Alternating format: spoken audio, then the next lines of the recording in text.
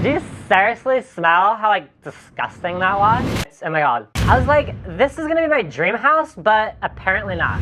I like totes almost pissed. I'm so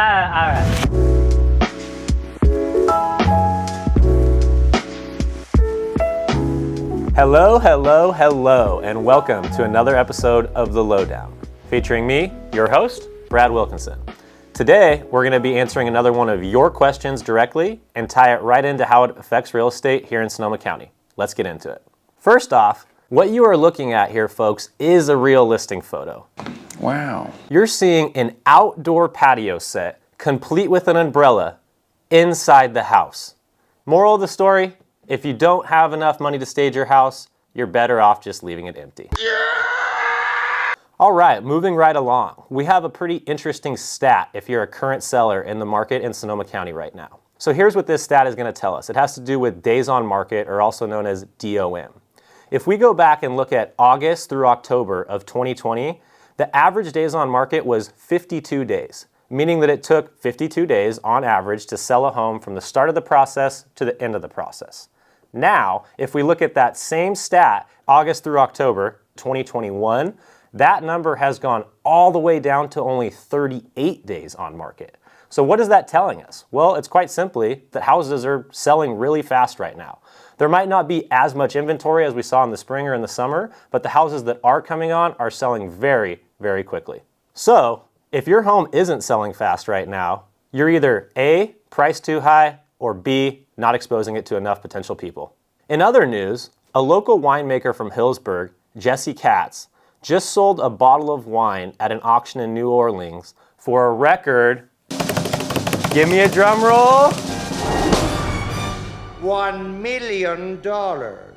Can you believe that? $1 million for a bottle of wine. Wow. The auction was put on by celebrity chef Emeril Lagasse. Emeril Lagasse. Emeril Lagasse.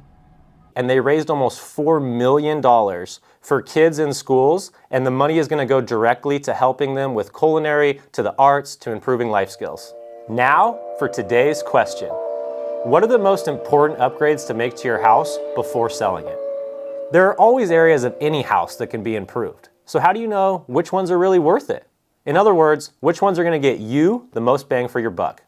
Here are our top 3 improvements that we recommend you make before you sell. All of these are based off of real experiences, real results from real buyers right here in Sonoma County. Let's get into it. Tip number 1 is quite simply curb appeal. Sober up and remember this. Every seller thinks that they have the best house in the neighborhood, but every buyer is ready to find every single thing wrong with it. From the moment a buyer even begins to approach your property, they're starting to compile a list of potential red flags against your house. So, curb appeal. Make sure your for sale sign is standing upright and looks welcoming. Make sure your landscaping and paint is touched up, that the house is pressure washed, that the windows and screens are nice and clean, and most importantly, no RVs, no boats, and no cars in the driveway. Let those buyers roll in and feel like they own the place. Tip number 2, remember Chelsea? Did you seriously smell how like disgusting that was? Oh my god. Smells. When the buyers walk through the front door, the first thing they smell better not be mold, weed, feet, trash, dander, urine, shit of your favorite pet, or a combination of all of the above. If it does, A, it'll be the first thing that you hear about, and B, you are 100% eliminating the possibility of getting top dollar for your home. So, buy some Lysol. Clean and sanitize every surface. Take your animals to the freaking pound. We can't say that. Or better, leave them with friends or family. Buy an air purifier and put that baby on high. And remember this, upon entry, it shouldn't smell like you. It should smell brand new. Now, the first 2 tips were a little bit more about improving what you already have. But let's say you want to do some real construction. Well, that's going to bring us to tip number 3. We recommend putting that money into the kitchen, bathroom, or backyard. Buyers know that these 3 areas are where most of the time is spent. Buyers also know that these are generally the most expensive areas to remodel. So, when these areas have already been renovated and improved, buyers look at it as a cost they can take off their own plate. at least for a while. Think about this. If you can save them time and money, it's going to be way easier for the buyers to look past all the other minor issues that the house might have. Lastly, remember this pro tip. You are upgrading the house to sell, not live in. So keep things generic when it comes to colors and finishes. While you might like purple granite countertops, it's probably not the best choice if your goal is to get top dollar when you go to sell your home.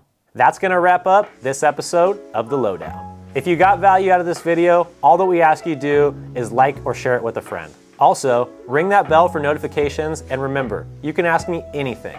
The format of this show does not work without your questions asked to us. So ask away in the comments below. Ha, it's me again, Chelsea.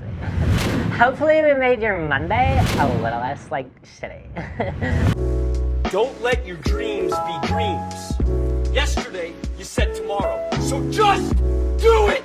Make your dreams come true!